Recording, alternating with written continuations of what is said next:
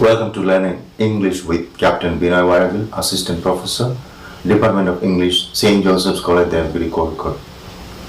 In this lecture, we look at the plot of the play August, Osage County by Tracy. LETTS. This is in fact a very short summary of the play, but we have to understand the play in detail, and I'm requesting you to read the play August, Osage County. The play has 3 acts and it has a total of 10 scenes. We have a prologue to the play, then we have Act 1. Act 1 has 4 scenes. Then we have Act 2. Act 2 is just 1 scene. And then we have third act, which has 5 scenes. So we have it's a wonderful play, a big play, and a total of 10 scenes plus the prologue. Now I will give you a short plot summary of the play August, Osage County by Tracy. LETTS, the great American playwright. At the height of a swelteringly hot summer in Pawhuska, Oklahoma, Beverly Weston hires a young Native American woman named Jonna Monevata as a live-in housekeeper. Interviewing her in his disarrayed study, he explains that his and his wife's addictions to alcohol and pills respectively have become so demanding that they can no longer handle simple errands or household tasks on their own. Moreover, he says Violet has recently been diagnosed with cancer of the mouth. Beverly tells Jonna he would understand if she didn't want to take the job, but Jonna insists she needs the work. Beverly gives Jonna a volume of T.S. Eliot's poems and tells her she would read it for her own enjoyment. After about a week later, Beverly has gone missing. Violet's sister and brother-in-law, Mattie Faye and Charlie Aiken, have arrived in Pawhuska from their home an hour and a half away to keep Violet company. Also present is one of Violet's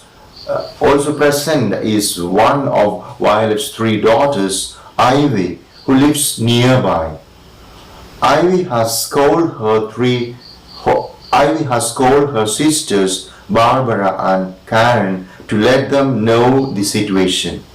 Violet pops pills while she waits anxiously for her daughters to show up. Barbara arrives with her husband Bill and her daughter Jean. Barbara is miserable to be home, though it's clear that things are not great for her back in Boulder either.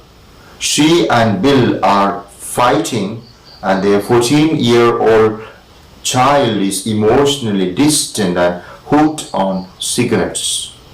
As Violet fills Barbara and Bill in on the circumstances of Beverly's disappearance, she seems all overly concerned about the state of his will and the valuables he left behind in a safe deposit box at the bank. A box she tells Barbara and Bill she has already emptied as per an agreement she and Beverly made some time ago.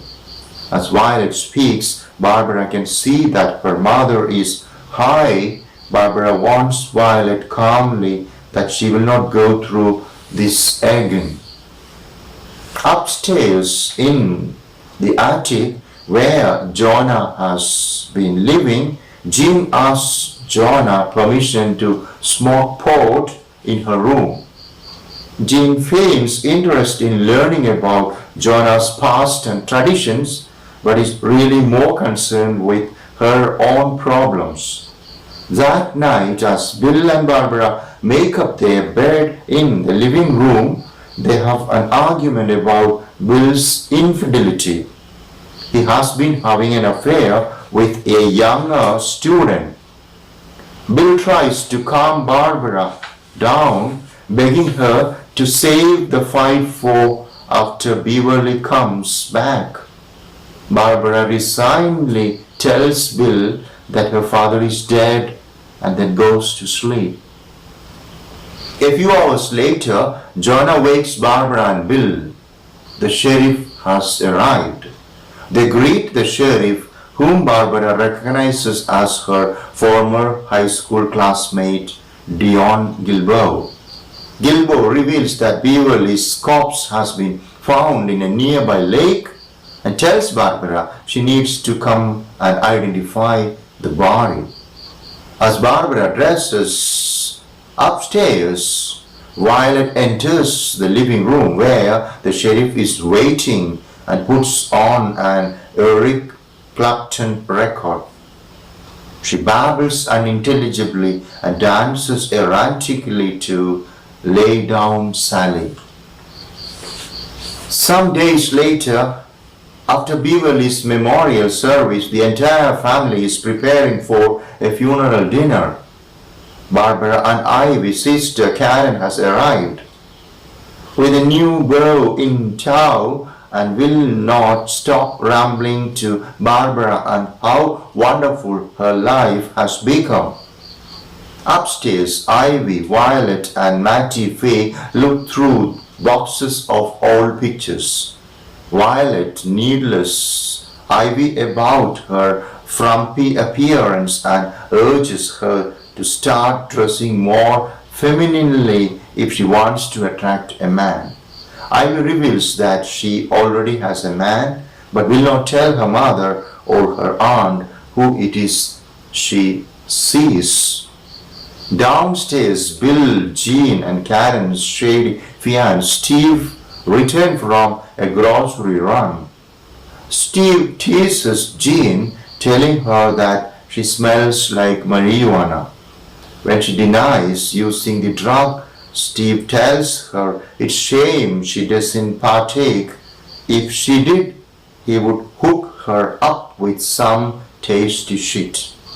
Jean immediately caves, begging Steve to help her get fucked up. And Steve tells her that later he will. Charlie arrives at the house with his and Mattie Faye's adult son, Little Charles, who slept through the funeral. Little Charles is distressed at having missed the service and worries that his family, who already makes fun of him incessantly, will be furious. Charlie tenderly reassures Little Charles that he is loved and urges him to give the rest of the family a chance to see the real him. Charlie goes into the house and Ivy meets Little Charles out on the porch. The two shares a kiss and it becomes clear that they are having an affair. Dinner is served and almost immediately the bickering begins as Violet cooks up discord with nearly every member of the family. When Barbara accuses Violet of attacking her entire family one by one, Violet becomes enraged and insists it is time that their family told some secrets. Barbara tells Violet that she is a drug addict, and Violet joyfully admits to the accusation. She holds her bottle of pills afloat and announces to her family that if any one of them tries to take the pills from her, she will eat them alive. Barbara longs for Violet. After a struggle, successfully wrestles the pill away from her. Barbara orders her sisters to search the house for Violet's stashes of pills. Violet cries and tells Barbara that she is out of line This is Violet's house. Barbara towers over her mother and screams in her face, I am running things now. Later that night, Barbara, Karen and Ivy sit upstairs discussing what to do with their mother. After the explosive dinner, they took her to see her doctor, who has been over-prescribing her medication for a long time now.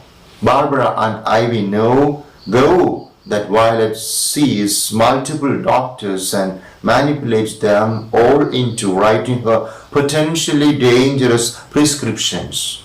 Barbara asks Ivy if there is something going on between her and little Charles and warns her not to try to have children with him. Ivy reveals that she can't bear children anyway. She had a hysterectomy last year after she was diagnosed with cervical cancer. Barbara and Karen are shocked by this news, and Barbara asks Ivy why she wouldn't have told her sisters she was struggling with cancer. Ivy says that she feels no connection to either of her sisters or to anyone in her family except little Charles. Ivy then reveals that she and little Charles are planning on running away to New York together. Ivy is tired of the burden of caring for abusive, addict parents. Violet enters the room, sober but shaky, and apologizes to the girls for being so mean. Barbara asks for a moment alone with Violet, and the two call a truce. Downstairs, Ivy finds little Charles watching television in the living room. He brings Ivy over to the piano where he plays a love song he has written for her. Mattie, Faye and Charlie come on into the room, interrupting them, and Mattie Faye tells little Charles that it is time to leave. Seeing that the TV is on, Mattie Faye begins berating little Charles for his obsession with television. Charlie orders little Charles and Ivy to leave the room, as Charlie, along with Mattie Faye, warns her that if she cannot find room in her heart to be kind to her son, he will leave her. Barbara, who has come downstairs, listens in the doorway. When Charlie goes out, Mattie Faye becomes aware of Barbara's presence. Barbara apologizes for eavesdropping, and Mattie Faye asks if something is going on between little Charles and Ivy. When Barbara admits that there is, Mattie Faye says that such an affair cannot happen. Little Charles is not Ivy's cousin, not her half-brother. Mattie Faye reveals that she had an affair with Beverly many years ago, and the little Charles is Beverly's son, not Charlie's. Now that Beverly is dead, Mattie Faye says she and Barbara are the only ones who know the truth.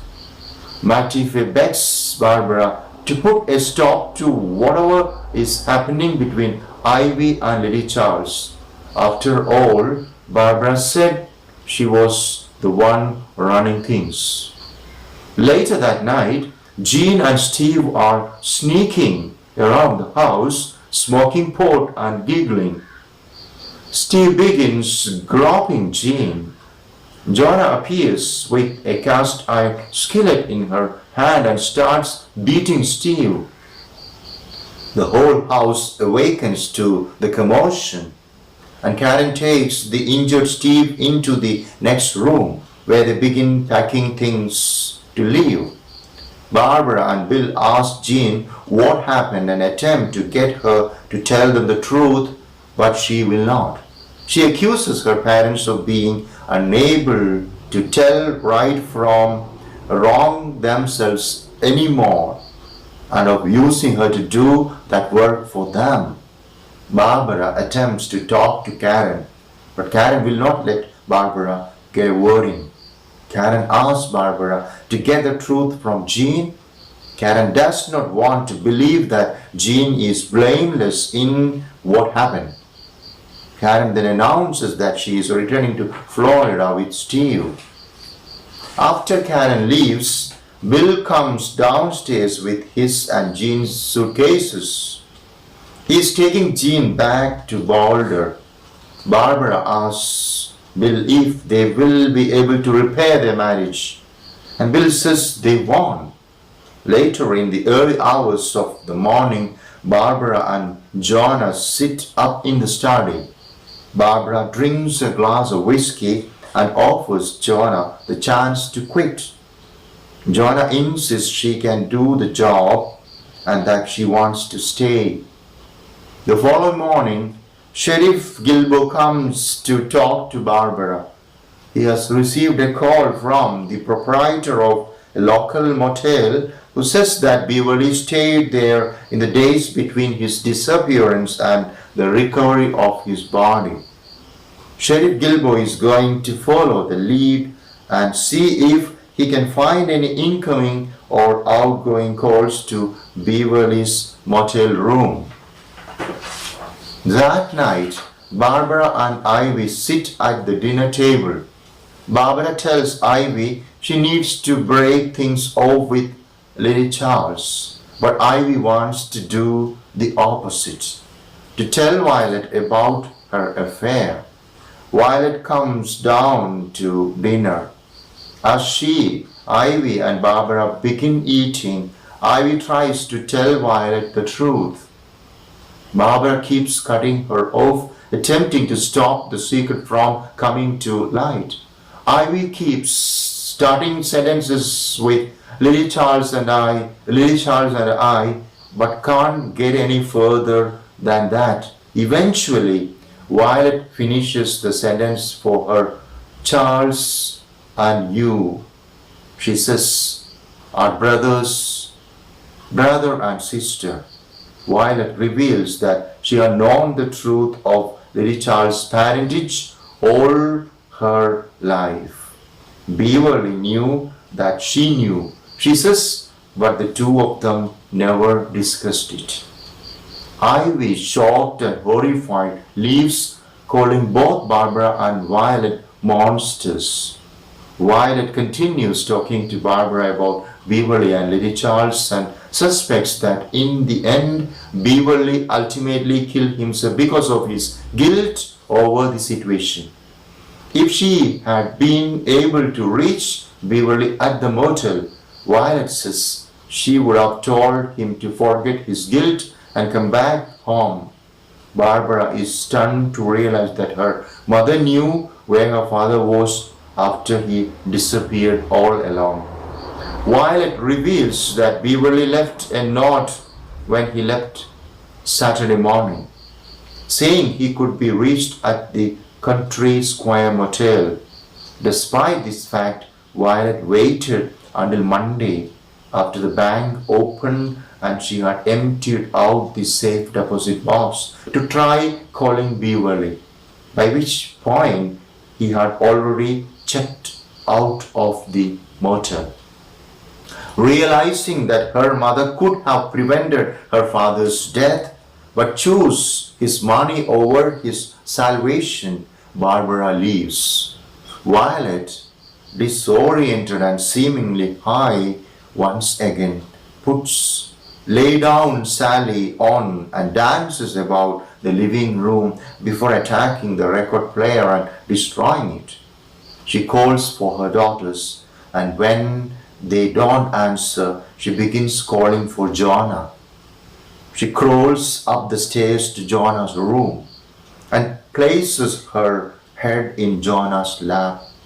Jonah comforts Violet and repeats out loud a line of T.S. Eliot's, "This is the way the world ends." And with that, the tragicomedy comes to an end.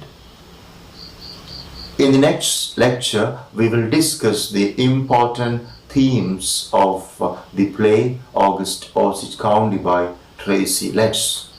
Thanks for listening.